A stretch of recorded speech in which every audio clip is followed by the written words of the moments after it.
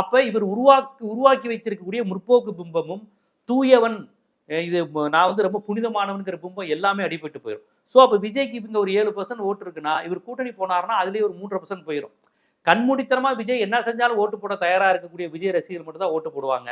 மற்றபடி இவர் தான் ஆல்டர்னேட்டிவ்னு ஓரளவு நம்பிக்கிட்டு இருந்த இந்த அண்ணா சாரே குரூப் மாதிரி இந்த படிச்சவன்லே பெரிய முட்டாள் இருப்பான், 2 திராவிட கட்சி அழிஞ்சிட்டு புதுசா ஒருத்தன் வரணும் சினிமால இருந்துன்னு, அந்த குரூப்லாம் ஓட்டு போட மாட்டாங்க.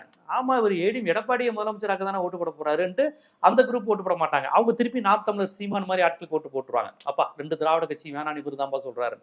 ஸோ அப்ப அதுலயே பாதி ஓட்டு போயிடும். அப்புறம் அதிமுக தொண்டர்கள் மத்தியில நம்ம வேலை செஞ்சு விஜய துணை முதலமைச்சராக தான் வேலை பார்க்குறோமான்னு சொல்றப்ப அந்த அயற்சி வந்துடும். ரெட்டலைக்கு பாரம்பரியமா உழைச்சவன் இருக்கான், கட்சிக்கு வளர்த்தவன் உயிர் குட்டவன் இருக்கிறான், கையில வந்து பச்சை குத்துனவன் இருக்கிறான். அவன் வந்து நேத்து வந்து விஜய துணை முதலமைச்சர் ஆகணுமா அப்படிங்கிற பிரச்சனை. அப்புறம் விஜய் ரசிகர்கள் மாதிரியான ரொம்ப அறிவு முதிர்ச்சி இல்லாத கூட்டத்தோட அதிமுக மாதிரி பாரம்பரியமா வேலை பார்த்தவங்க இணைந்து வேலை பார்க்கறது ரொம்ப கஷ்டமா இருக்கும்.